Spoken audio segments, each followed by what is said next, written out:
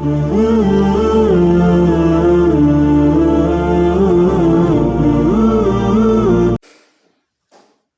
اس video کو دیکھیے گا اور صحیح غلط کا فیصلہ خود کیجیے گا، کیا صحیح ہے اور کیا غلط ہے، اور اس ویڈیو کو زیادہ سے زیادہ شیئر کیجیے گا۔ پکارو کسی مدد کے لیے سوائے اللہ۔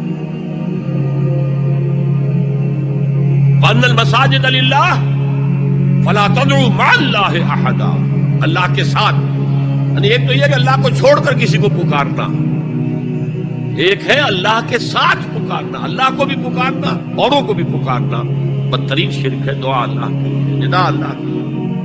اس کا بھی ذرا میں تجزیہ کر دوں آپ۔ دیکھیے، ایک ہے عام مادی قوانین دنیا کے جو ہے اس کے تحت کسی سے مدد چاہنا، بھائی ذرا مجھے پانی پلا دینا، یہ بھی آپ نے مدد چاہیے ہے نا۔ حضور کے بارے میں تو آیا ہے کہ آپ اتنے خوددار تھے صلی اللہ علیہ وسلم کہ اگر سواری پر ہوتے تھے اور آپ کا گھوڑا نیچے گر جاتا تھا تو کسی سے یہ نہیں کہتے تھے کہ یہ گھوڑا مجھے اٹھا کے دے دو، بلکہ خود سواری سے اتر کر گھوڑا اٹھاتے تھے۔ تو یہ جو قانون مادی ہے اس کے تحت مدد مانگنا کوئی بڑی بات نہیں ہے، کوئی غلط بات نہیں۔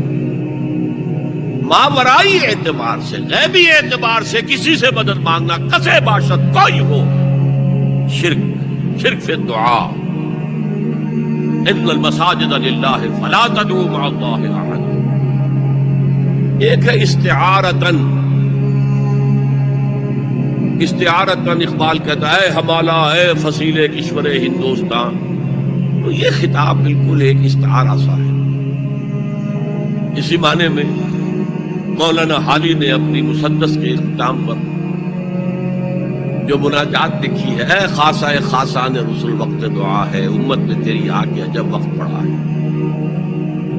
وہ دی جو بڑی شان سے نکلا تھا وطن سے، پردیس میں وہ آج غریب الغربا ہے۔ تو اس معنی میں اس لفظ استعمال ہو جائے تو اس پر بہت زیادہ الرجک بھی نہیں ہونا چاہیے، لیکن غیبی طور پر کسی کے بارے میں یہ عقیدہ رکھ کر کہ وہ میری مشکل کشائی کر سکتا ہے، حاجت روائی کر سکتا ہے، میری مدد کر سکتا ہے، یہ شرک ہے، اور اس کے شرک ہونے میں کوئی شک نہیں۔ ان المساجد للہ فلا تدعوا مع اللہ احد۔ اب دیکھیے،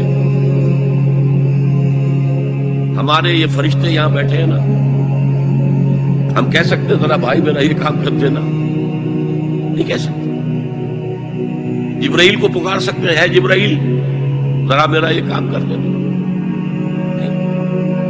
وہ عالم غیب کی شے ہے۔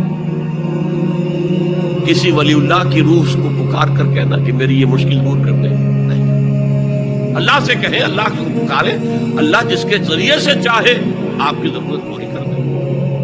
ہم نہ فرشتے کو پکار سکتے ہیں اور نہ کسی ولی اللہ کو پکار سکتے ہیں۔ پکارو اللہ کو۔ قال ربكم ادعوني استجب لكم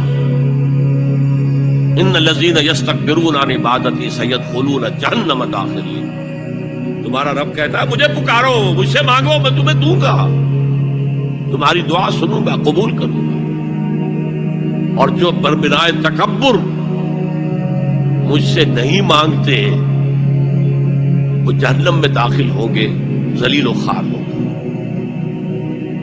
حضور نے ایک بات مجھے بطن یاد نہیں ہے، بہت پیاری فرمائی، دیکھو انسانوں سے تم مانگتے ہو کچھ تو ایک دفعہ تو اس کے ماتھے پر، تیوری پر بل پڑ ہی جاتا، یہ کیوں میرے سامنے ہاتھ سوال کیا، کیوں مجھے سے مانگ رہا ہے، چلیے بعد میں کچھ وہ دے ہی دے، ناگوار گزرتا ہے۔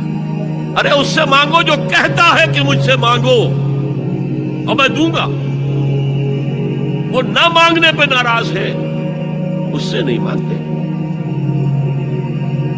رات کے آخری ساعتوں میں، یا جسے آپ کہتے ہیں the small hours of the morning، حدیث میں آتا اللہ نزول اجلال فرماتے، جس کو ہم نہیں جانتے کیسے نزول ہوتا ہے، ذات باری تعالیٰ، اس کے متعلقات کے بارے میں جو بات آ گئی قرآن میں حدیث میں وہ ہم مانتے ہیں، کیسا یہ ہم نہیں جانتے، اس کا ہاتھ ہے کیسا ہے ہم نہیں جانتے، اس کا چہرہ ہے کیسا ہے ہم نہیں جانتے، وہ اترتا ہے کیسے اترتا ہے ہم نہیں جانتے، جو قرآن میں آ گیا حدیث میں آ گیا مان لیجئے بس۔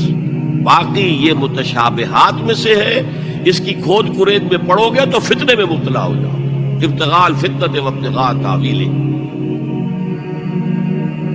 لہذا حدیث میں آتا ہے کہ رات کی آخری ساعتوں میں اللہ سمائے دنیا تک نزول فرماتے ہیں، اور پھر ندا لگتی ہے، هل من سائل فاعطیہ، ہے کوئی سوال کرنے والا، مانگنے والا کہ میں اسے دوں؟